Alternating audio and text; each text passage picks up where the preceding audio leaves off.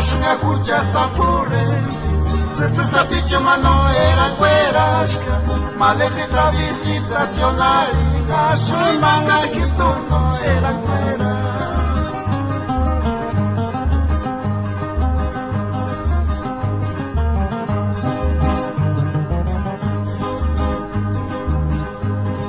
Kusnurashna sapure menya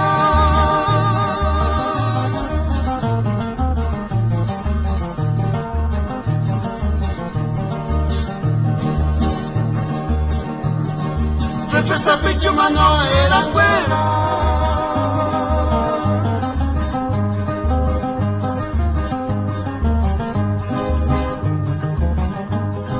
Shuksunurashna kucha sapure Esa pichuma no era güera Malecita visitacional Gashu y manga quinturno era güera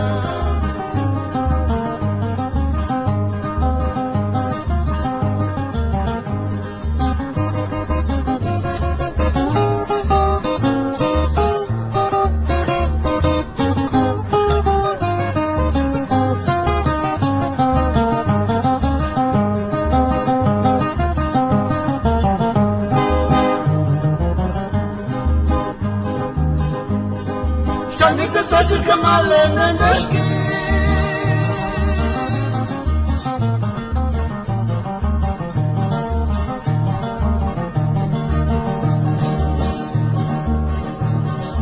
No más el chutero curso como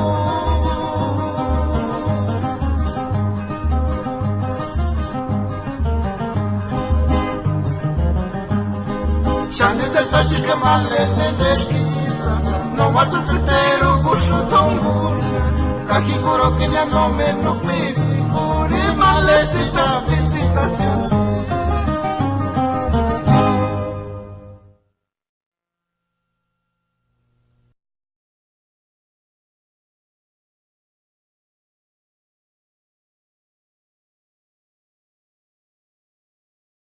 que hay gente siempre intentando abrir espacios y de participación ciudadana, que es sumamente importante. Pues el tema que me trajo aquí es justamente el trabajo que vengo realizando pues ya desde hace 2 años más o menos sobre declaratorias de patrimonio inmaterial por la UNESCO. No sé si ustedes conocen o han escuchado cuando alguna expresión cultural mexicana se declara patrimonio inmaterial de la UNESCO.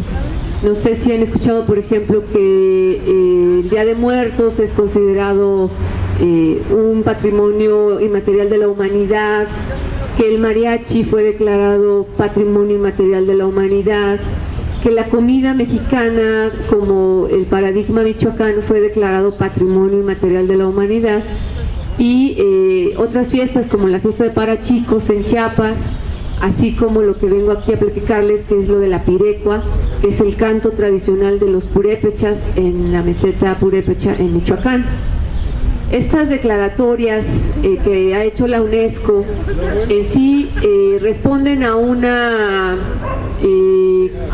acuerdo que se hizo en 2003, lo que se llama la Convención 2003, donde distintos países, principalmente de Latinoamérica, presionaron para que se reconociera no solo aquello que se considera el patrimonio material, como monumentos, como pirámides, como otro tipo de espacios, ¿no?, que refieren hacia una cierta materialidad, ¿sí?, sino también se hizo mucha presión, y entre ellos estuvo México, para que se reconociera aquellas prácticas como la música, como las danzas, como la comida, que no tienen en sí, o que se considera que no tienen una base material. Claro que la tienen, pero en sí encierran o forman parte de una cosmovisión, de una forma de entender el mundo y de los significados que esas prácticas tienen, ¿sí? Dado los procesos de globalización, de pobreza o de migración, ¿no?, muchas de estas prácticas empiezan a entrar en riesgo, empiezan a transformarse radicalmente. Empezamos a comer hamburguesas, empezamos a comer pizzas, empezamos a tomar muchísimo refresco en este país, ¿verdad? ¿sí? Pura comida chatarra, pero que no solo daña nuestro cuerpo, sino que también una economía y también forma parte de otra cosmovisión, de otra forma de entender el mundo, ¿sí? Es comida industrializada al final, ¿no? Y aquí lo que se ha peleado es porque esas prácticas que hacemos cotidianamente adquieran un valor positivo y las valoremos, ¿no?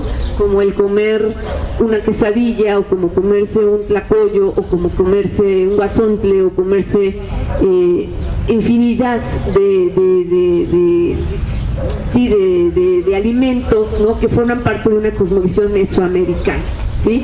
Y que forma parte de nuestra identidad. Entonces, esta es como la base, la iniciativa, como los argumentos de por qué se empieza a presionar desde los estados que forman parte de la UNESCO, principalmente, insisto, Latinoamérica, para que la UNESCO reconociera esas prácticas culturales como parte de un patrimonio. Cuando lo cuento así, pues suena bien, ¿verdad? Es coherente, sí, es importante que esas formas de vida no desaparezcan solo porque ahora tenemos la televisión o internet u otro tipo de tecnologías, ¿no? Sin embargo, lo que estamos, un grupo de investigadores, tanto de la UNAM como del INA, como de otras universidades en los estados, lo que estamos detectando es que esas declaraciones en la UNESCO al final suenan muy bonito, hacen mucho ruido en la prensa, los políticos se ponen su estrella, ¿no? Consiguen inclusive ascensos en puestos, etcétera, pero poco se deja a los propios portadores, a las personas que son las dueñas de ese conocimiento, poco les llega y muchísimas veces, pocas veces se enteran que inclusive lo que hacen ya está declarado como Patrimonio de la Humanidad en la UNESCO. ¿Les parece justo eso? Bueno, yo esto ponía un poco el ejemplo en el otro círculo, en el Parque de la Postal, cuando nosotros tenemos algo que hemos construido, nuestro patrimonio, ¿no? Hemos hecho, no sé, nuestros estudios, o hemos hecho nuestra casa con nuestro propio esfuerzo y de repente alguien ya la declaró Patrimonio de la Humanidad, y no solo eso, que ya la declaró Patrimonio de la Humanidad sin preguntarnos, sino que ya la está promocionando, ya la está publicitando para venderla a un turismo nacional, internacional de clases medias y altas, ¿sí? Entonces, eso es lo que estamos viendo y observando en este tipo de declaratorias. Lo que está detrás de esa declaratoria al final se convierte en procesos de mercantilización de la cultura y por un lado, y por otro lado, en un atropello a los derechos colectivos, tanto de pueblos indígenas como de otro tipo de población, ¿no? Que sostienen prácticas culturales pues desde hace decenas o cientos de años, ¿sí? Justamente estaba una mañana, estaba justamente en Michoacán, porque el trabajo que realizo, la investigación que realizo es en el estado de Michoacán con los músicos indígenas purépechas, ¿no? A raíz de esta declaratoria que ahorita les voy a contar más detalladamente de qué se trató. Y estaba yo desayunando en un restaurante de Morelia y un poco preguntándome qué sentido tenía hacer esta investigación con autodefensas, con narcotráfico, ¿no? O sea, qué sentido tiene estar aquí arriesgando la vida. Y de repente estaba la televisión prendida en este espacio, y en el noticiario Hechos, que ustedes saben es un noticiario absolutamente del sistema, gracias, lo que decía el locutor es que había, bueno, pasaban unas escenas e imágenes de las chinampas de Tláhuac que habían sido, no recuerdo en qué año, declaradas por la UNESCO Patrimonio de la Humanidad, y que sin embargo no estaban haciendo nada a favor de estas chinampas, que es justamente, pues son no solo paisajes, sino territorios únicos en el mundo, ¿no? Las chinampas que tenemos aún en la Ciudad de México, y que pues pasaban como que solo había un solo campesino trabajando esas chinampas, ¿no? Que la urbanización estaba en todo su apogeo en esta zona, y el propio locutor decía, entonces la declaratoria de la UNESCO quedó solo en palabras, ¿sí? Entonces, si ya un noticiero de ese nivel no lo está diciendo, es porque realmente pues hay un problema, y hay un enorme problema con estas declaratorias, porque lo que queremos saber es realmente cuáles son los intereses que hay detrás de esas declaraciones de la UNESCO. Por un lado, sabemos que la UNESCO forman parte de ella todos los estados que han querido formar parte de ella, pero la mayoría de ellas son estados capitalistas neoliberales. Entonces, lo que haga la UNESCO siempre va a ser a favor y sin cuestionamiento alguno al sistema que la sostiene, ¿sí? El representante de México ahora en UNESCO es Porfirio Muñoz Ledo. No sé si ustedes lo conocen, ¿verdad? O sea, sabemos quién es. Y así, o sea, han habido, nadie los elige ni los pone ahí a nivel ciudadano. Entonces son personas que toman decisiones pues sin consultar jamás a la ciudadanía sobre lo que ahí se decide. A pesar de que la UNESCO en sus reglas y normativas establece claramente que debe haber una participación amplia, que bueno, aquí habría que cuestionar, en un momento voy a profundizar en eso, de las personas que forman parte o que detentan eso que es el patrimonio cultural, ¿sí? Lo que hemos observado principalmente en la parte que se define como patrimonio inmaterial, lo que nos damos cuenta es que no hay prácticamente ninguna participación de los portadores o de la gente que sostiene esas prácticas. Por decir un ejemplo muy claro para mí es, toda esta información es pública y la pueden ustedes consultar en la página web de la UNESCO, y ustedes entran en la parte de los expedientes, porque se tiene que elaborar un expediente para que ese expediente pueda ser considerado por un grupo de jurados, ¿no? y que determinen si esa práctica va a ser o no patrimonio de la humanidad. Entonces, en esa elaboración de ese expediente es fundamental que participe la ciudadanía, sobre todo la gente que es quien representa esa práctica cultural, ¿no? Entonces, por ejemplo, en el expediente del mariachi, cuando uno revisa quiénes firmaron el expediente para potenciarlo hacia la UNESCO, encontramos académicos, encontramos algunos mariachis, pero específicamente el mariachi Vargas de Tecalitlán, que es un mariachi absolutamente conocido, publicitado, ¿sí? Pero no encontramos prácticamente firmas de portadores de mariachis o mariacheros, como ellos se llaman, pues de zonas más rurales, indígenas. Hay un mariachi rural, un mariachi indígena, ¿no? Que poco se les pregunta si quieren que su práctica llegue a la UNESCO o no.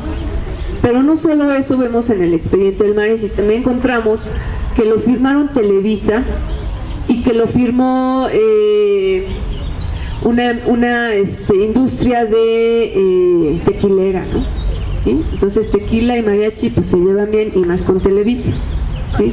Entonces todo esto, y claro, el gobierno de Jalisco impulsando muy fuerte para que llegara la candidatura del mariachi a la UNESCO. Ustedes saben que hay un festival del mariachi enorme, que jala enormes cantidades de turismo, pero que cuando hemos hablado con la gente de los mariachis rurales en las zonas campesinas, o no saben qué es la UNESCO, o sea, ni se enteran de lo que está sucediendo en Guadalajara con su música, ¿sí? Entonces, es terrible, porque además esa práctica del mariachi pues es muy extendida. Aquí en el DF tenemos una escuela del mariachi, y no hace mucho entrevistamos a la directora de la escuela del mariachi y decía que no tenía ni para gomas, ¿no? Entonces, y eso pasa no solo en el ámbito del mariachi, sino en muchas músicas tradicionales. La educación musical en México está verdaderamente desprotegida y por los suelos, ¿no? Son gracias a los maestros de comunidad porque se sostiene una práctica como es la música, que es muy amplia y diversa en nuestro país, ¿sí? Bueno, ese es solo un ejemplo, ¿no? Es un ejemplo que les quería dar del mariachi.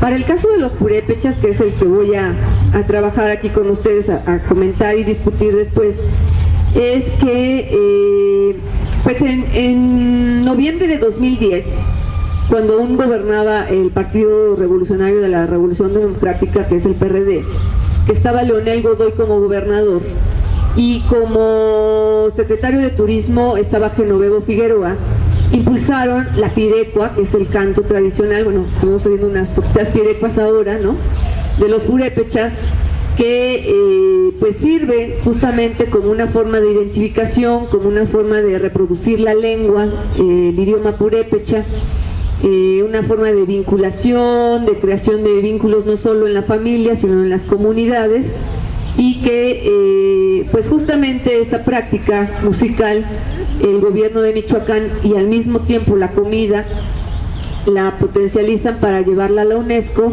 y finalmente en 2010 fue declarada la pirecua y la comida Paradigma Michoacán como Patrimonio Inmaterial de la Humanidad. Mientras estaban celebrando las clases altas en Morelia y algunos académicos este triunfo en la UNESCO, en las comunidades se estaban organizando para discutir por qué el gobierno había despojado a los purépechas de su propio patrimonio, ¿sí? Porque nunca les habían preguntado, nunca los habían consultado ni informado, como exigen todas estas legislaciones, como el convenio 169 de la OIT, como la propia Constitución exige que los pueblos indígenas deben ser consultados, informados previamente sobre cualquier tipo de intervención en su territorio, ¿sí? Entonces, justamente esta situación hizo que los músicos pireris, que son los que cantan, los compositores empezaran, y no solo ellos, sino también estudiantes de la Universidad Michoacana y de las normales rurales, a organizarse y empezar ellos a informar en las distintas comunidades, ¿no?, que son muchísimas, tanto en el lago como en la meseta purépecha, para prevenirles y decirles que el gobierno estaba haciendo nuevamente uso de su patrimonio sin haberlos consultado. Ellos ya tenían la experiencia, justamente, ustedes conocen Janitzio, ¿han oído de Janitzio? ¿Sí? ¿Qué han oído de Janitzio?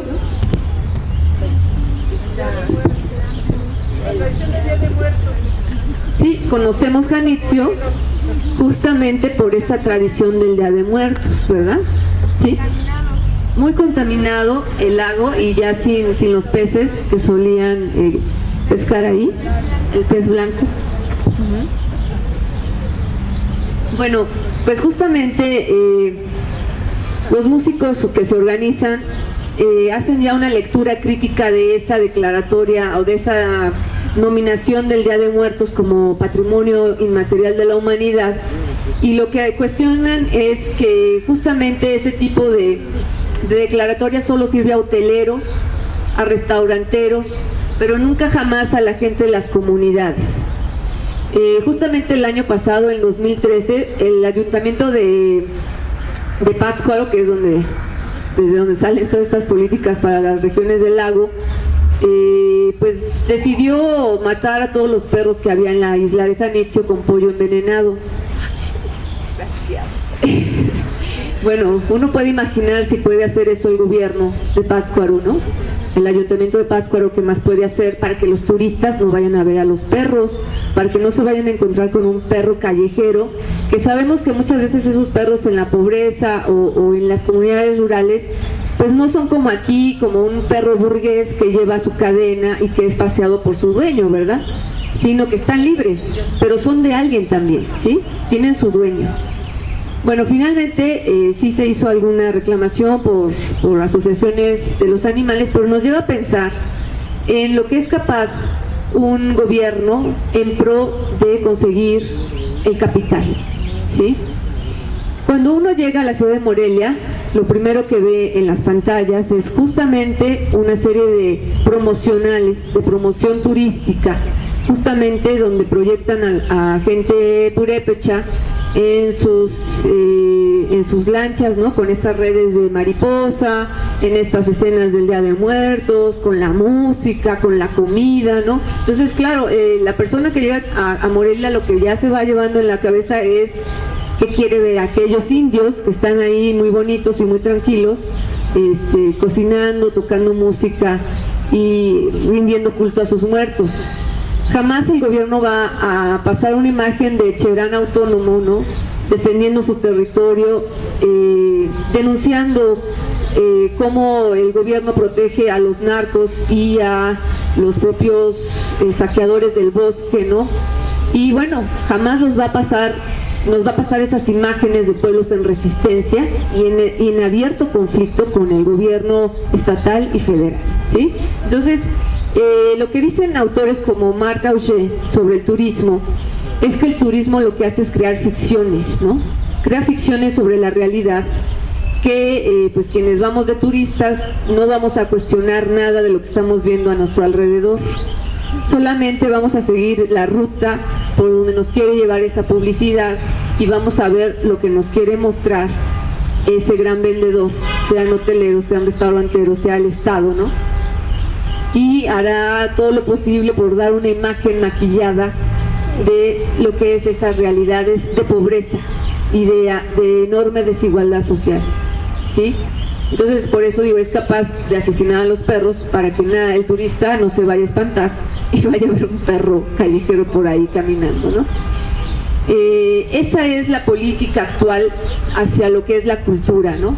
Entender que la cultura solo sirve o solo tiene un sentido si se vende, y se va a vender solo a través de paquetes turísticos donde nosotros vamos a hacer esos grandes públicos o consumidores como ciudadanos urbanos de clase media, ¿no? Con cierta capacidad de pagar esos viajes y realizarlos bajo sus propias lógicas de mercado, ¿no? Aunque ellos digan que hay un turismo cultural, que hay un turismo ecológico, sustentable, siempre es un engaño, ¿no? Siempre hay detrás, lamentablemente, grandes capitalistas que están manejando y que muy poco, pero muy poco le van a dejar a la gente del lugar. Y no solo eso, sino que es una transformación de culturas milenariamente agrícolas, ¿verdad?, que han vivido y sobrevivido del cultivo de la tierra, no de ser no de hacer turismo, no de ser la señora que limpia los baños y las recámaras en una posada o en un hotel, o ser la mesera en un restaurante, ¿no? Entonces es desechar miles de años de conocimiento producido por estas comunidades, que ya se nos va con la migración, fuertísimo, ¿no? Ahora los jóvenes no saben cómo cultivar el campo, pero ahora los que no se van pues se quedan para servir al turismo, y eso es lo preocupante. Yo considero, creo que sin exagerar, que el turismo es a la cultura lo que la minería a cielo abierto ahora es al medio ambiente. O sea, puede alterar y deteriorar prácticas culturales al grado de transformar sus significados más profundos. Yo estoy haciendo una encuesta justamente ahí con los músicos y pireris sobre esta declaratoria, de si se les preguntó, de qué manera se les preguntó, curiosamente, bueno, los más grandes, la gente mayor de 40, 50, 60 años, sí responde que no ven ningún beneficio en esa declaratoria de la UNESCO, que se siente bien y en lo afectivo está bien, pero en lo material ellos van a seguir jodidos, ¿sí? Cuando uno va preguntando a jóvenes, cuando uno va bajando la edad, jóvenes como de 15, 20 años, ya empieza a encontrar respuestas de qué bueno que lo hizo la UNESCO para que nos vengan a ver los turistas, ¿sí? Entonces es ahí donde esas nuevas generaciones van a pensar que sus tradiciones, que sus danzas, que su música fue hecha para agradar a un turista mestizo, blanco, europeo, americano, lo que sea. Y no para darle sentido a un pueblo, a su identidad como pueblo, ¿sí? Eso es lo preocupante. Y bueno, dentro de esta situación que se vivió allí con los purépechas, de todas las declaratorias que se han dado, que también están los voladores, no sé si ustedes saben que los voladores también son patrimonio inmaterial de la humanidad, y que si ustedes se fijan, si ustedes observan un poco, se han declarado aquellas prácticas que justamente son muy benéficas para el turismo, o sea, como por un lado son muy espectaculares, como ver a estos totonacas volando en un palo, ¿no? Pues eso pues te deslumbra cuando lo ves, ¿no? Es muy espectacular realmente. Y fue una de las primeras que se declaró Patrimonio Inmaterial de la Humanidad, cosa que también es cuestionable porque se supone que cuando llegas a la UNESCO con estas prácticas, se dice que es porque son muy propias del lugar, particulares, que no existen en otro lugar, y sin embargo hay voladores en otras partes de México, no solamente en Veracruz, las hay en Puebla, ¿no? Las hay en Mismo Michoacán y las hay en Guatemala. Entonces Guatemala queda fuera de esa declaratoria porque es una declaratoria para México. Eso por ahí, bueno, hay un proceso muy cuestionable con la UNESCO sobre cómo va aprobando las cosas. Y bueno, estaba yo diciendo esto, porque forman parte como de un gran paquete turístico, ¿sí? En Michoacán se declara la música y se declara la comida, ¿no? Entonces ya te sientas en un restaurante, comes tu supuesta comida tradicional con tu musiquita tradicional, pues que van a ser promovidas estas músicas o por purépechas, ojo que sí están integrados aquí estos purépechas, pero de clases medias o muy vinculados al gobierno estatal, o por mestizos que tocan esas músicas. Pero cuando uno llega a las zonas campesinas, a la sierra, a la meseta, pues esos músicos no van a tener ningún absoluto beneficio de todo esto. Una de las cosas que exige la UNESCO una vez que se declara una práctica como patrimonio de la humanidad es que haya un plan de salvaguarda, es decir, que haya una serie de estrategias para que el Estado que firma se compromete para que no desaparezca esa práctica, ¿verdad? Entre ellas puede estar cambios en la política cultural, cambios en lo que se llama, lo que sería la legislación, ¿no? Etcétera. Y lo que vemos realmente que sucede en México, y no quiere decir que no haya gente interesada dentro de las áreas como el INA o como Conaculta, que hay personas que sí quieren que se lleve un plan de salvaguarda. Lo que realmente vemos que está moviéndose son las secretarías de turismo con verdaderos planes de venta de esos patrimonios. Hay algunas iniciativas en Conaculta, ¿no? Porque luego dicen que no lo digo, pero hay que recordar que el sector cultura recibe mínimos recursos por parte del Estado.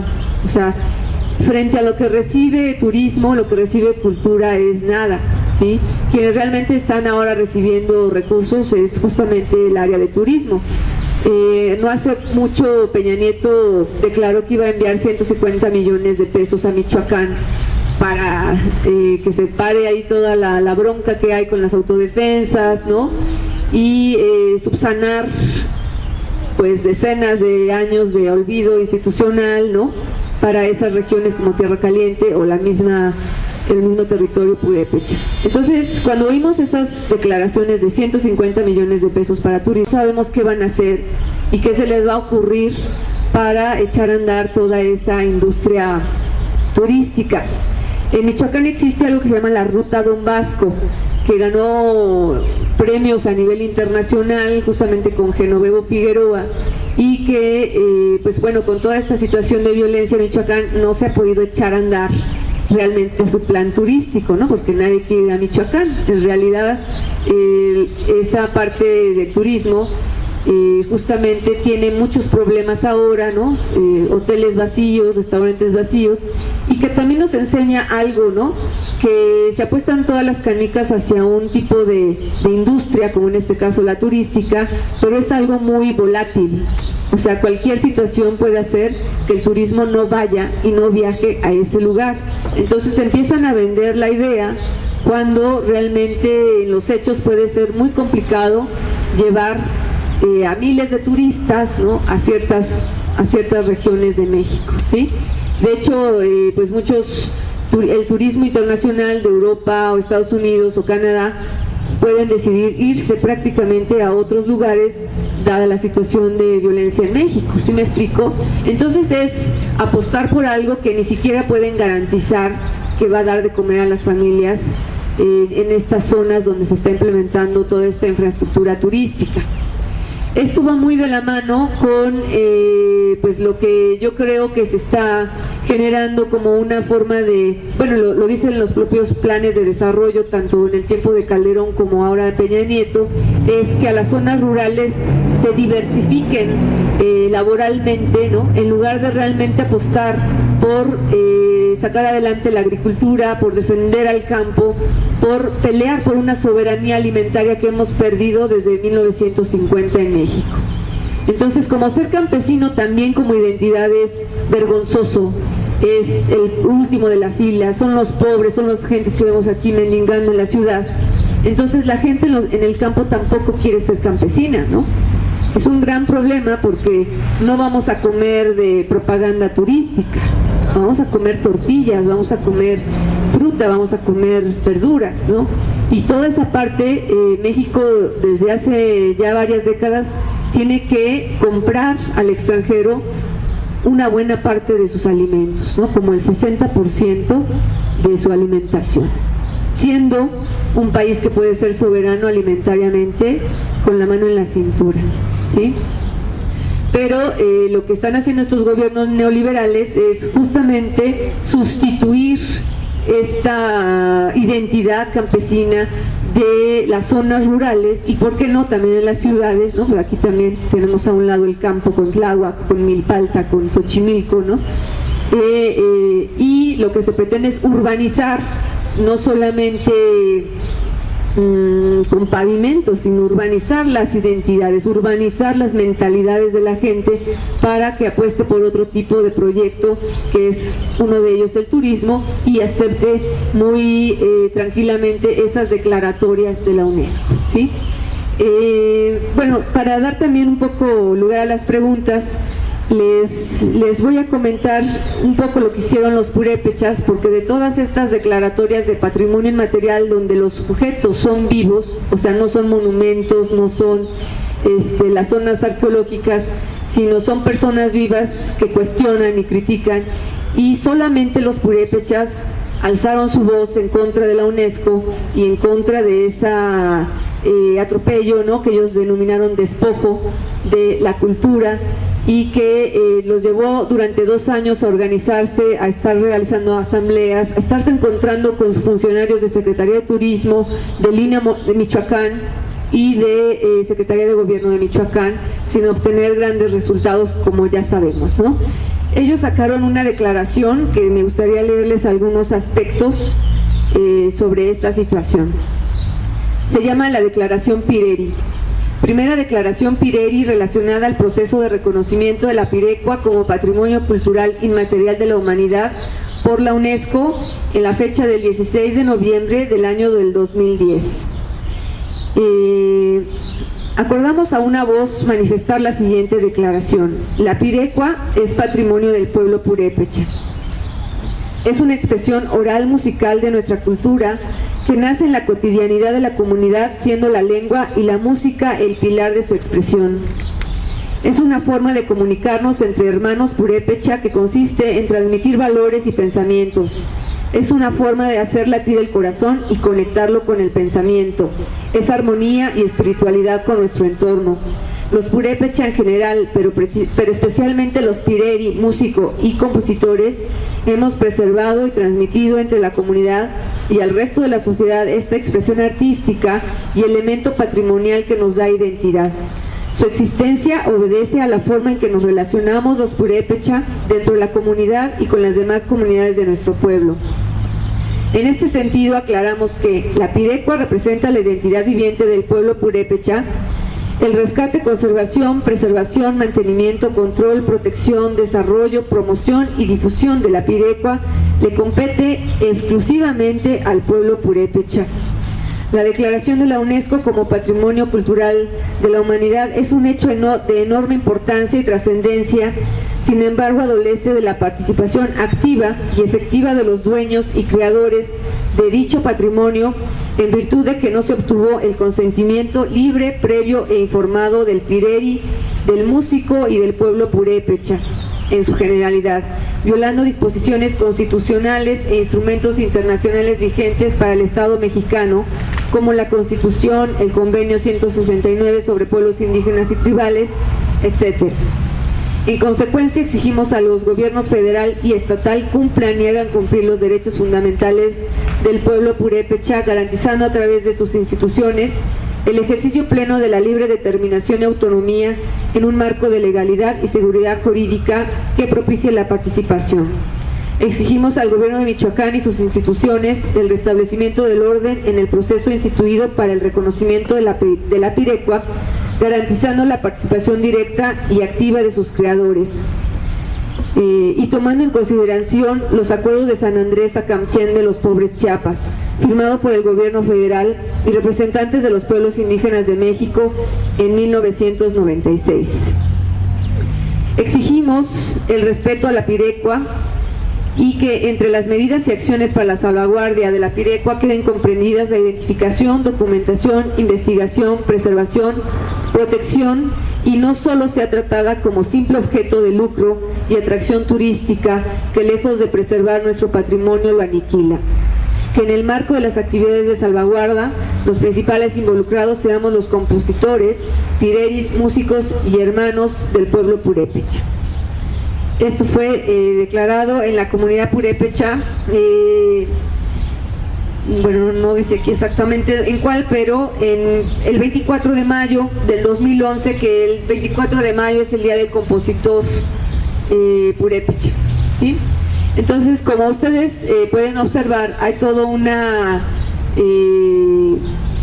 pues afrenta al gobierno, ¿no? Hay todo un cuestionamiento de los procedimientos y efectivamente lo que ellos ven que hacia dónde van esas declaratorias es justamente hacia la venta, ¿no? El lucro de sus propias prácticas, donde ellos van a quedar simplemente anulados. Un detalle importante: cuando se declara una práctica o un monumento, lo que sea, la UNESCO te da un documento, ¿no? Diciendo estás declarado. Y justamente ese pergamino que entrega la UNESCO, primero cuando se hicieron la foto con Leonel Godoy se lo dieron a uno de los músicos Ipireris y después se lo quitaron y ahora nadie sabe dónde quedó la bolita, ¿sí? Y estos músicos organizados fueron justamente con Secretaría de Turismo a exigir que les devolvieran ese documento porque les pertenece a ellos y les decía que les iba a dar una copia y los músicos les decían no, quédate tú con la copia, eso es nuestro, ¿sí? Entonces, son ejemplos de cómo puede pasar por encima de los derechos de todo un pueblo un gobierno estatal y avalado por un gobierno federal con sus instituciones como el INAH, especialmente con el área de patrimonio mundial. No sé, a mí me gustaría también poder escuchar preguntas o críticas, ¿no? También discutir antes de que yo pueda seguir y a lo mejor por ahí conversar, ¿no? Sí, a ver, algún comentario, alguna pregunta, por aquí, por allá. También está lo de Dragon Art que están haciendo, ¿no? En nuestra república. Igualmente, ya que han sido esa región también por la UNESCO y ahorita la están vendiendo ya los chinos, donde ya están trabajando y van a sacar a todos nuestros mexicanos pobres, los van a hacer a un lado y le dicen sí, vas a tener mucho trabajo, pero ven a lavarme los trastes, venme a lavar los excusados y todo. Ese es el trabajo que nos quieren dar a los mexicanos, ¿no? Sí, bueno, yo también te quisiera preguntar, si nos puedes ahondar un poquito sobre quiénes son los purépechas, ¿no? Ajá. Porque, bueno, igual ya se asume que tú ya asumes de quiénes son, ¿no? Porque ya los has estudiado, pero la mayoría no tenemos mucha idea de quiénes son los purépechas, ¿no? ¿Tú querías preguntar algo? No. ¿No? ¿Después? Ah, ok. No, yo nada más decir que ya había escuchado parte de lo que habías dicho, ¿no? De lo nocivo que es el turismo para las comunidades, ¿no? Indígenas y todo eso. Entonces yo muy pocas veces salgo de vacaciones y cuando llego a salir ya hasta me da cargo de conciencia, ¿no? De híjole, o sea, estoy contribuyendo a que pues, se pierdan la cultura, ¿no? De a la parte a la que voy, ¿no? Entonces ya procuro ya sí, no claro. salir. Quiere preguntar allá. Voy a ir anotando porque se me van a olvidar. Yo alguna vez escuché que la nación Purembe o Purépecha gozaban de una independencia, así estaban ahí muy aislados y además muy combativos. ¿Es cierto que nunca fueron dominados por los mexicas? Gracias.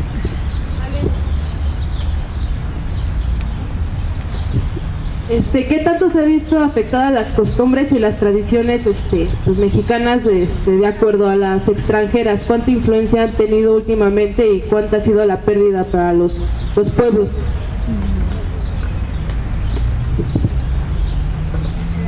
¿Alguien más? O... Bueno, serían por el momento todas las preguntas. Sí, muy bien, gracias. Bueno, muchas gracias por los comentarios.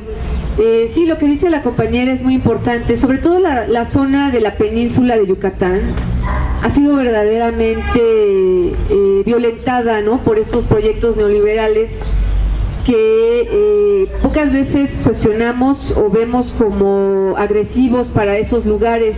Pensamos que realmente va a llegar el desarrollo y que va a llegar una gran equidad a esas comunidades o población, y lo que vemos realmente es un enorme mercadeo del territorio, pero ya no solamente a nivel ahora de la minería, ¿no? Vuelvo a insistir en el tema de la minería, porque tanto en el periodo de Fox como de Calderón el territorio se regaló a mineras canadienses, pero poco sabemos de cuánto se ha regalado a empresarios turísticos, no solamente extranjeros, ojo, también nacionales. O sea, hay partes enteras de Yucatán que le pertenecen al ex dueño de Banamex, ¿sí? Son verdaderamente mafias establecidas en el país, que poco les importan los pueblos mayas de esa región, y que justamente en estas rutas mayas, ¿no? La Ribera Maya, como le llaman, esas personas y esas poblaciones poco se enteraron, y de repente ya les había llegado los grandes hoteles, ¿no? A lucrar y a gestionar su propio patrimonio material, porque ahí sí estamos hablando de enormes zonas arqueológicas, ¿no? Por ejemplo, Chichén Itzá es un caso impresionante de lo que hace el gobierno ahí con esta zona, ¿no? Sí, entonces justamente tenemos que cuestionar ese supuesto desarrollo, porque nunca va a favor de los que viven allí. Y bueno, sin querer satanizar todo el turismo, ¿no? Porque yo creo que se vale ir a conocer y se vale que nos vengan a conocer, se vale, pero las condiciones en las que se da, eso es lo que nos preocupa, ¿no? Y que en esta zona de la península, pues, insisto, ha llevado a grandes capitales a invertir en la zona, un enorme tráfico de drogas, prostitución a todos los niveles, infantil, ¿no? Y que pues la población de ahí también lo está viviendo, ¿no? Lo vemos también en Acapulco. Son proyectos de hace muchos años que no cuestionábamos, porque hasta se le llamaba al turismo la industria sin chimeneas, ¿no? Que no contaminaba y que era muy buena onda, pero ¿cuál? ¿No? En realidad sí es una apropiación de nuestro territorio, porque si tú quieres meterte a una playa en Cancún, si le pertenece al hotel, tú no te puedes meter a esa playa, ¿sí? Entonces no es nuestro ya ese territorio, se lo han cedido a esos grandes hoteleros. Sobre las dos preguntas que me hicieron sobre el pueblo purépecha, sería muy presuntuoso de mi parte decir que los conozco a los purépechas, ¿no? Como pueblo. Yo tuve la posibilidad de vivir allí 2 años en Michoacán, y convivir con muchos de ellos, con estas personas que son sumamente hospitalarias y que cuando tú llegas a su casa siempre te ponen un churipo, que es su comida tradicional, y unas corundas. Un churipo es como un tipo mole de olla, ¿no? Un caldo de res picoso, y unas corundas que son unos tamalitos triangulares, y este es su nombre, ¿no? En purépecha, las corundas, y que uno se siente muy atendida por ellos, ¿no? Son pueblos que, como decía el señor, resistieron al imperio azteca, o sea, nunca fueron dominados por los aztecas, y que pues lamentablemente cuando llegaron los españoles y los aztecas les fueron a pedir ayuda para decirles, ¿sabes qué? Están aquí estos güeros, necesitamos ayuda porque sabemos que son grandes guerreros los purépechas. Pues les dijeron que no, porque tenían grandes dudas si era verdad o mentira, porque conocían a los aztecas como muy traicioneros, ¿no? Entonces, sí, son cuestiones coyunturales de la historia, y los purépechas deciden que no van a apoyar a los aztecas, y pues finalmente llegan los españoles también a su territorio y son sometidos, ¿no? Yo creo que vale la pena leer más sobre ellos, o sea, yo creo que, y también vale la pena conocerles, ¿no? Aquí hay una migración muy grande de purépechas a la Ciudad de México, que pues que inclusive se dan a conocer a través de su música, justamente, ¿no? Música tradicional que ellos consideran como muy identitaria, como los sones o los abajeños, ¿no? Que es una lástima que no podemos traer aquí, pero que sería muy bueno que ustedes buscaran también en internet, que pudieran escuchar esta música, y que pero sobre todo entenderla no como un objeto de consumo, sino como una práctica que permite construir vínculos en la comunidad, ¿no?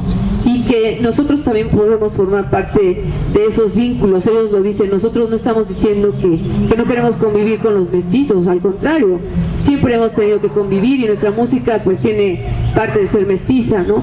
Pero lo que no queremos es que vengan a lucrar sin pedirnos permiso, ¿no? Sobre lo que es nuestro, ¿sí? Utilidad. Exactamente.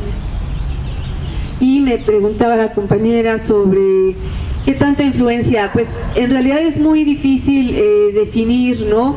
Hay autores como Bonfil Batalla que escribieron libros como México Profundo, que justamente analizan esos procesos de aculturación de nuestra sociedad, y que te recomiendo mucho si puedes recurrir a este libro. Es muy ameno, ¿no? Para leerse, y que bueno, que vamos reconociendo que somos muchos Méxicos, ¿no? No somos un solo México, y que evidentemente somos producto de mezclas culturales. Digo, finalmente aquí llegaron españoles, pero también llegaron con ellos esclavos negros, ¿verdad? Tenemos también la nao de China, que durante toda la colonia estuvo trayendo y llevando mercancías a Filipinas, a Asia, ¿no? Si comemos arroz es porque estaba esa ruta con Asia, ¿no? Si tenemos paliacates es porque está esa ruta con Asia. Entonces, ha sido procesos de mezcla, de importante hibridación de símbolos, pero yo creo que aquí lo importante, y como también subrayaba Bonfil Batalla, y ahora pues que también se nos fue Luis Villoro, ¿no? Lo que importa no es tanto si somos o no puros como cultura, sino lo que nosotros debemos decidir que queremos para ser un pueblo. ¿Sí me explicó? O sea, tenemos que discutir y reunirnos así como aquí, ¿no? Y definir qué es lo que sí queremos. Si queremos comer pizzas, o si queremos, que yo no tengo nada en contra de los italianos, finalmente también es su patrimonio, ¿no?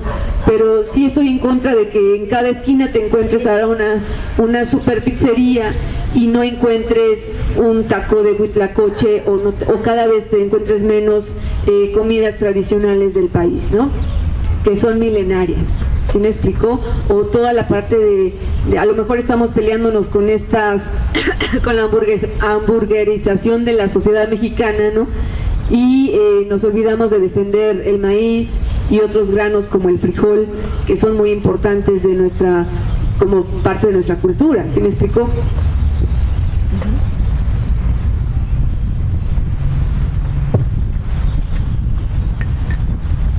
Sí me gustaría que, si es posible, comentar sobre la transculturización que estamos sufriendo, porque sí es grave que en principio nos enseñen a que nuestras culturas originales las tapemos, ¿no?, con la cultura mestiza, vamos a denominarla así, sobre todo con la cultura gringa actualmente, ¿no? El de que nos han enseñado de que nuestras lenguas maternas no son nada a comparación del inglés, del francés o qué sé yo. Creo que ese es un fenómeno social muy fuerte que obviamente el capitalismo ha creado, ¿no? Porque a eso yo sí voy. Cuando nosotros, como usted dice, hay muchos Méxicos, pero lo que es verdaderamente original y lo que es folclórico, y no vamos más allá de los bailes, ¿no?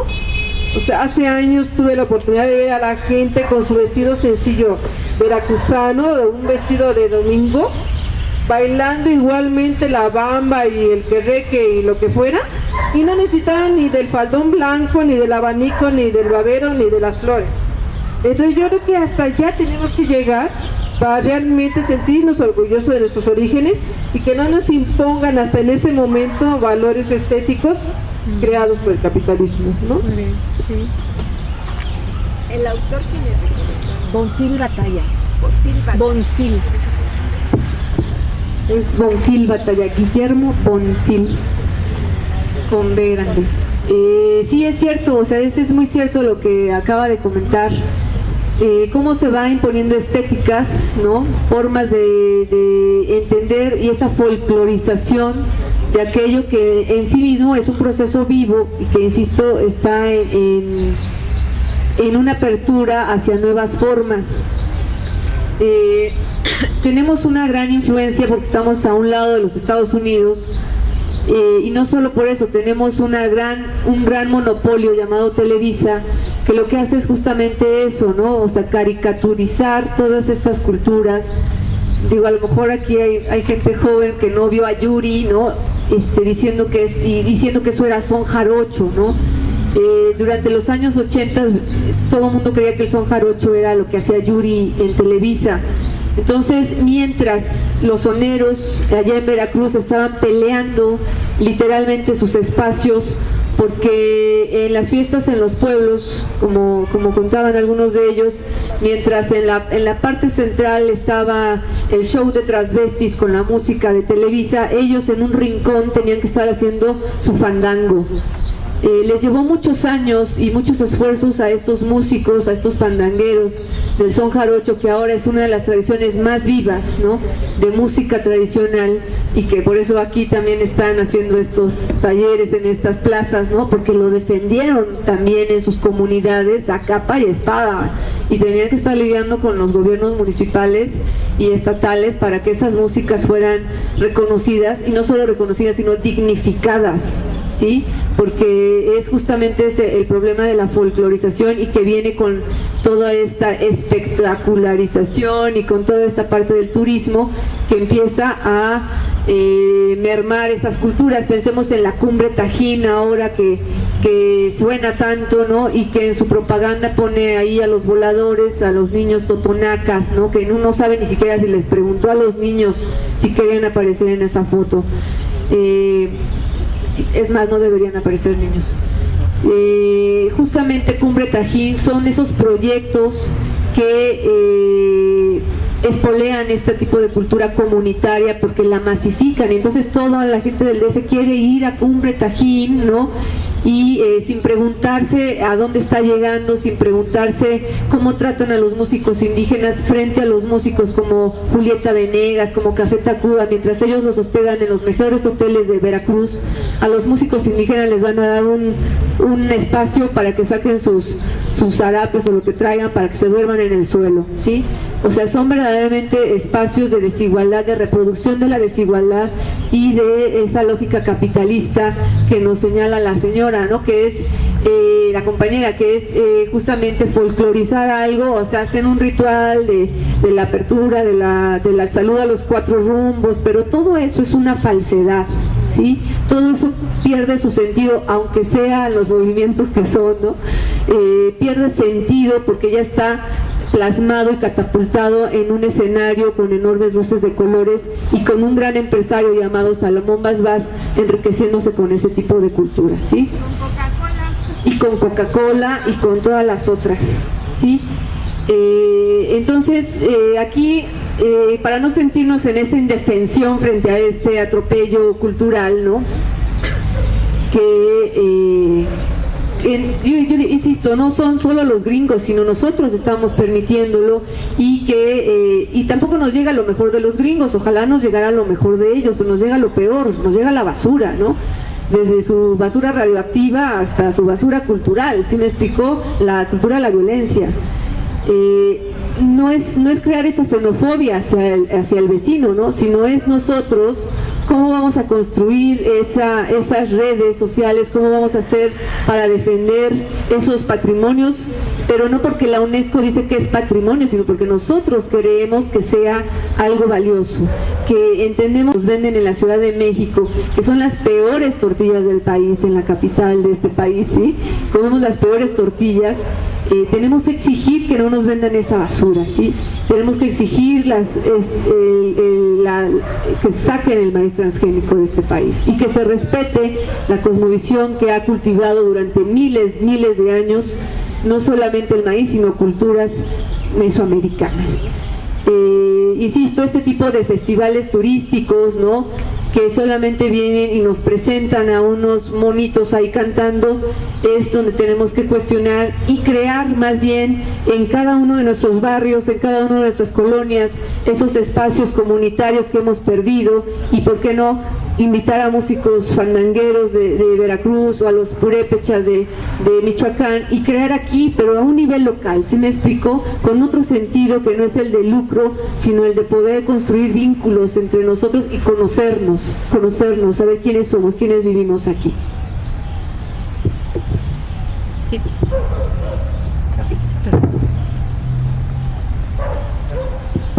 Yo creo que esto forma parte de todo un contexto de destruir realmente la verdadera cultura del país, de la utilización de los monumentos históricos, la degradación de las costumbres, del folclore que solamente es utilizado, que utilizan algunas personas, algunos indígenas, algunos originales, para la tarjeta, para el turista, etcétera, etcétera, pero destruyendo realmente la verdadera esencia de la cultura de nuestro país, de los pueblos de nuestro país. Yo creo que no tiene nada de raro esto, que corresponde a todo un contexto sociopolítico económico, la explotación del otro. Esta cuestión que menciona también de que envenenaron a los perros, ¿qué tiene de extraño si se está acabando con la población al sumirle en la pobreza en la que está con todas estas reformas estructurales? Que además esto es el remate, porque esto viene desde hace muchos años. Acabar con los pueblos, acabar a través del hambre. No me sorprende nada que hace como 3 meses el periodista Pedro Miguel escribió un artículo que me dejó realmente asombrado. Escribió un artículo en el cual narra que en algunos países, aquí en México está pasando, lo narra que en México está pasando, los aviones que nos llaman mucho la atención, que pasan por delante, que dejan una estela de gas y de etcétera, de por ahí, que están aventando gases para enfermar a la población. Esto es terrible. Platica Pedro Miguel que hace como 4 meses en no me recuerdo en qué país de Asia, de Surasia, la aviación de ese país detuvo a un avión que estaba haciendo esto, que era de otro país, y analizaron el gas que estaba echando, y era un gas que provoca enfermedades respiratorias y que está enfermando a la población. Hace 3-4 meses también en el Golfo de México, de la parte de Tampico, la parte sur de Tamaulipas, también aparecieron como a las 7 de la tarde, aparecieron 7 francas, 7 aviones y 7 francas aparecieron por ahí. A los pocos días la población se está enfermando de respiratorios, broncorespiratorios. Entonces, ¿qué tiene de raro que hayan matado a los perros si matan a la población? Es un comentario solamente. Muy bien.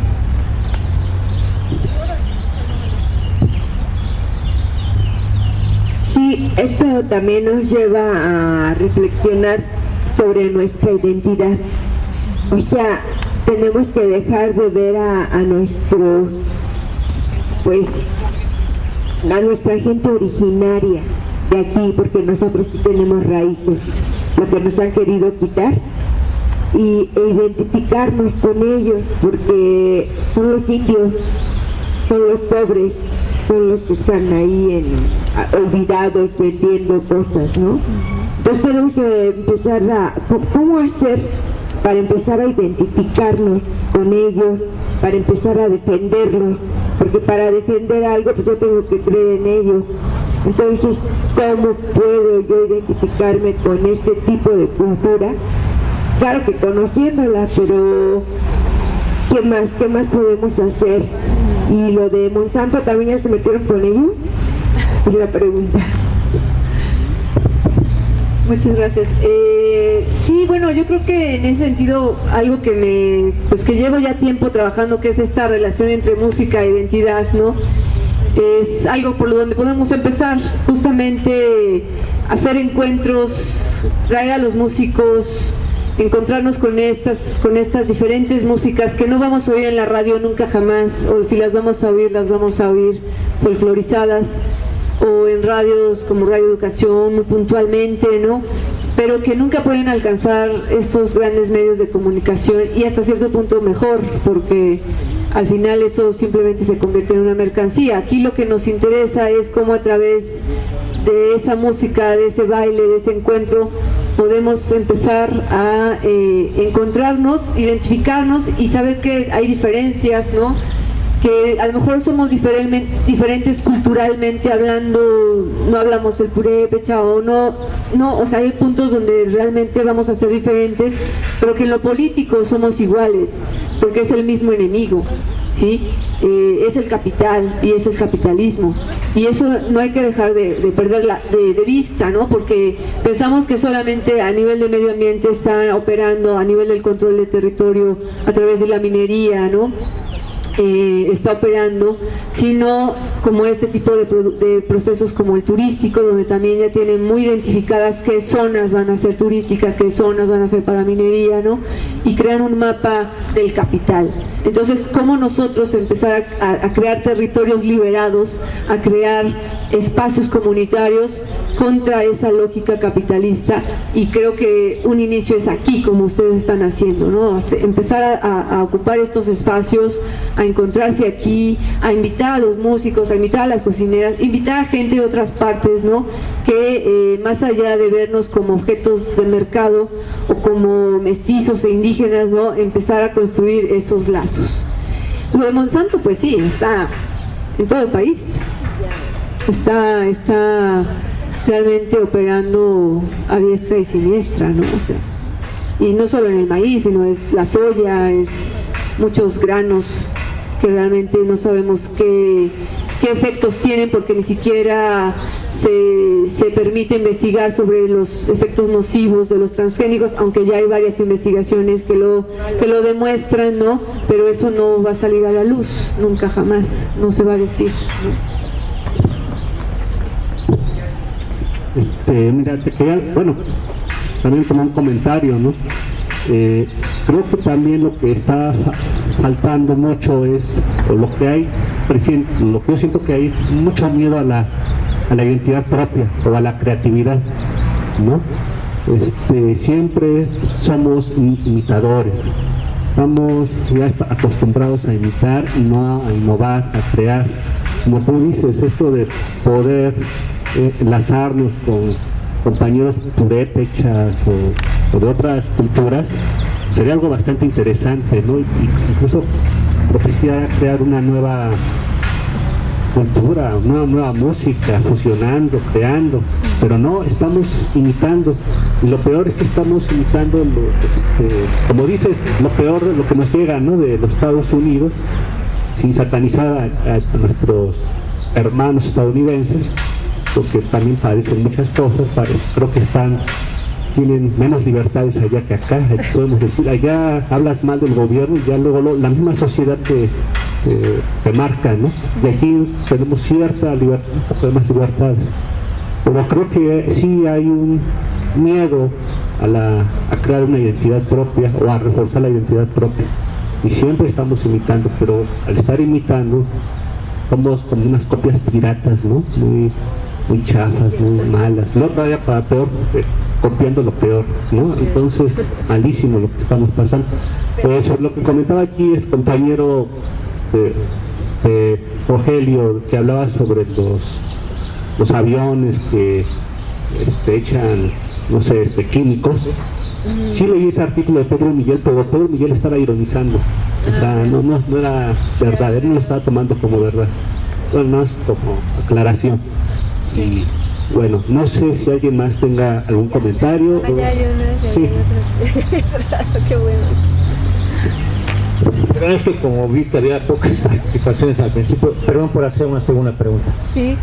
Felicito a la ponente porque algunos intelectuales, ¿verdad? Algunos conferencistas hablan de alguna realidad en el campo, entre las comunidades indígenas, pero por los estudios de gabinete, por los libros, por los videos, felicito a la ponente porque hace rato comentó que ha vivido entre las comunidades por lo menos un par de años. Y en ese sentido la pregunta es de que si usted en ese tiempo conoció alguna experiencia sobre el techo, la faena, el trabajo comunitario, voluntario, colectivo, ¿tiene eso trascendencia actual o tiende a desaparecer? Gracias.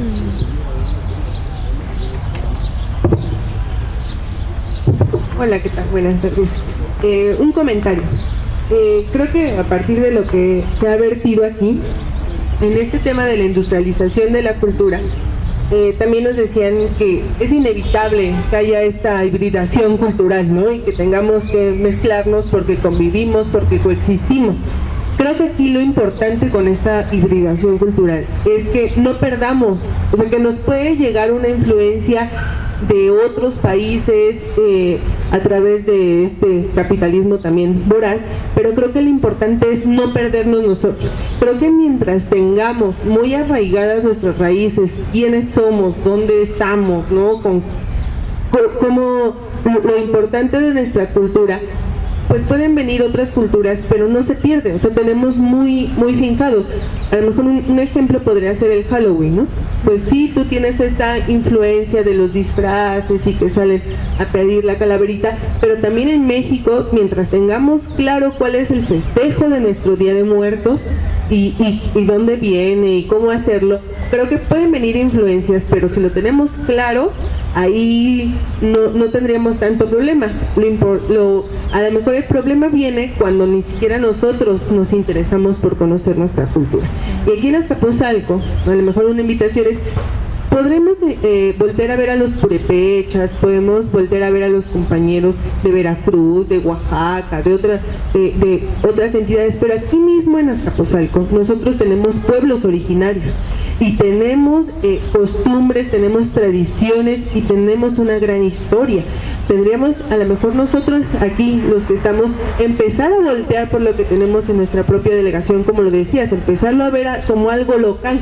Aquí en Azcapotzalco tenemos muchas cosas que explotar, muchos pueblos originarios. De hecho, hoy iban a hacer como un carnaval por varios pueblos originarios.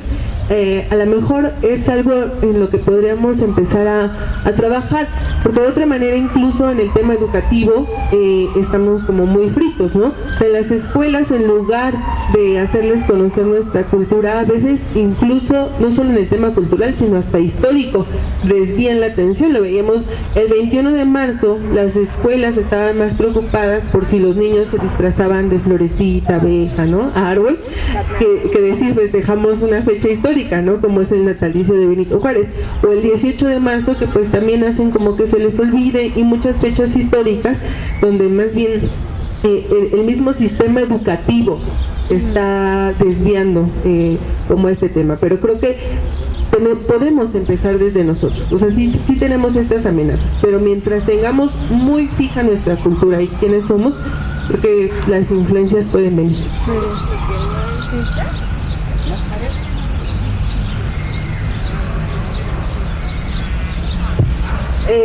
El compañero preguntaba por esta cultura comunal, comunitaria. Sigue muy viva. Eso es algo que me parece que es, como diría Bonfil Batallas, del México profundo, ¿sí? Y sobre todo lo ve uno en sus fiestas, lo que ellos llaman la Quinchecua, que es esa idea de comunidad, ¿no? De la fiesta, pero no para mí como individuo, sino para todo un pueblo, para toda una comunidad que decide que ese día o esos días van a ser para autocelebrarse y para celebrar, en ese caso, a una deidad o un santo, ¿no? Que bueno, sabemos que con el colonialismo pues se les pusieron nombres españoles a esas deidades, ¿no? Pero que en realidad son fiestas que también se vinculan con todo el ciclo agrario, ¿no? Tienen un sentido, y tienen un sentido también para crear justamente ese sentido de comunidad, donde todo se vuelca hacia lo colectivo, donde las casas están abiertas a que la gente entre, donde uno puede realmente sentarse a comer con ellos, ¿no? Y te comparten lo poco que tienen, porque realmente son situaciones de hambre en algunas comunidades, ¿no? La migración es verdaderamente bestial en Michoacán, en la zona purépecha, y muchas de esas comunidades durante todo el año están hasta con la iglesia cerrada, lo cual ya es sumamente raro, preocupante, ¿no? Se fueron los hombres, se fueron las mujeres y se quedan los niños y los más ancianos en sin esa periodo generacional que les va transmitiendo distintas tradiciones, ¿no? Pero realmente son situaciones muy, muy duras, ¿no? Pero que aún con eso la fiesta, el día de la fiesta del Santo Patrón, vuelven los migrantes, vuelve a recobrar esa identidad comunitaria que tienen los pueblos purépechas y muchos de nuestros pueblos indígenas, ¿no? No sé si respondí su pregunta. Y aquí lo que comentaba la compañera, sí, o sea, no sé si realmente a mí me preocupa, por ejemplo, que en las escuelas del Estado, ¿no?, de la educación pública, encuentre uno en los jardines de niño más bien dibujadas en las paredes ¿cómo se llama? En inglés me sale Tinkerbell, ¿cómo se llama? Las princesas y toda esta onda, monarquías, ¿no?, de Disneylandia, haciendo creer que las niñas van a ser princesas, ¿no? O sea, pues somos una república, carajo, o sea, aquí la monarquía se fue hace mucho tiempo, sí, y se fue con uno muerto, o sea, sí, entonces, ¿por qué volver a meter estas ideas, ¿no?, de seres privilegiados, ¿no? Esta idea de que hay princesitas y príncipes que van a estar gobernando las identidades de nuestros niños y nuestras niñas. Sí, es muy preocupante que en los jardines de niños o las escuelas existe este tipo de murales, ¿no?, y que las maestras ni lo cuestionen en lo absoluto. La historia, yo creo que en México, ya se me fue la compañera, la historia no se cuenta en México, se hace una narrativa de héroes y de fechas que, bueno, mi hija está entrando apenas a la primaria y no tiene ningún sentido para ella eso, ¿no?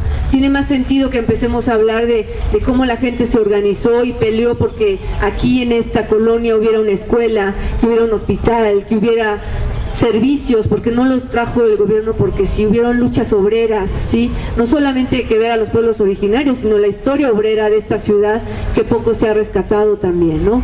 Y cómo se conformaron estos barrios, estas colonias, de qué manera, ¿no? Entonces recopilar y reconstruir y crear talleres de historia local, ¿no? Crear nuestras propias formas de investigar a través de periódicos, ¿no? Esto pasa mucho en Barcelona, donde yo tuve la oportunidad de estudiar un doctorado, y la gente en los barrios se dedica a estudiar cómo se formó su barrio, cómo llegaron los migrantes campesinos y cómo a crear literatura, textos, ¿no?, para difundir dentro de su propio lugar y decir, aquí no nos regaló nada el gobierno, lo construimos desde abajo, ¿no?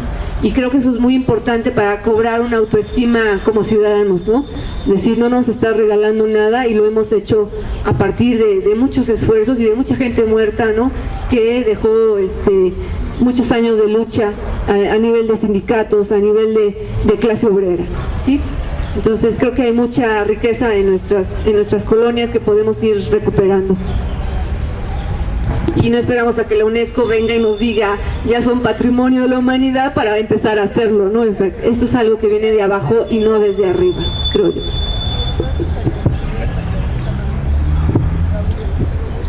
Bueno, vamos a despedir aquí a nuestra compañera la doctora Georgina Flores. Vamos a darle un aplauso y muchas gracias por venir con nosotros. Esperamos que no sea la última vez. Muchas gracias.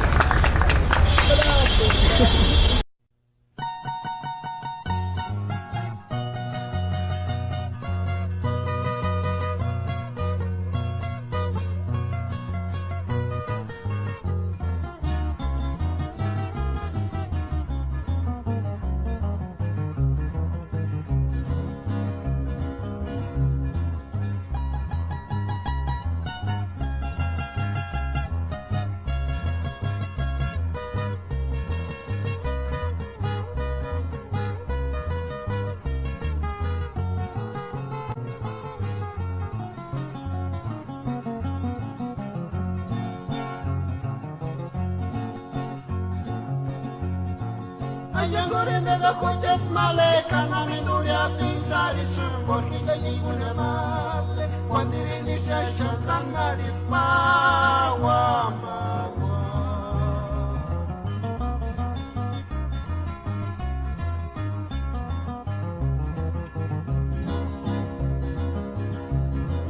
Bawa bawa naka wara shumpreme kukinya pinsari nyaka ishwatanya nani shamara Maya kujet malesita mizita kana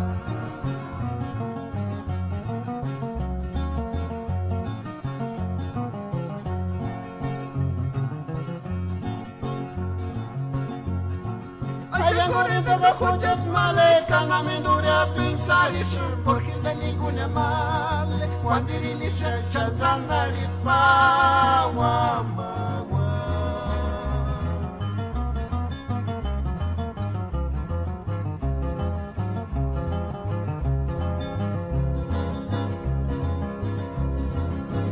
Bawana kawara shumpreme kukinya pinsari nyaka ishwandanya nani shamara kimaya kujet malesita mizita kana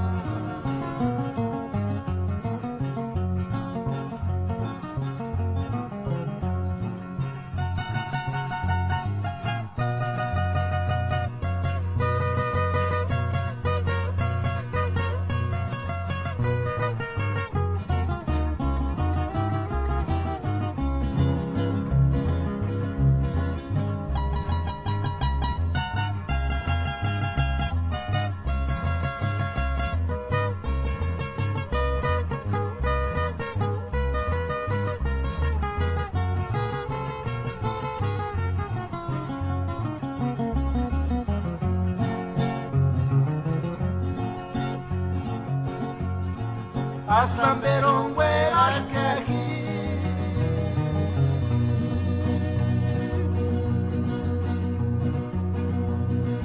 Ekene ke tot nesanare temara nit more legis kamanyala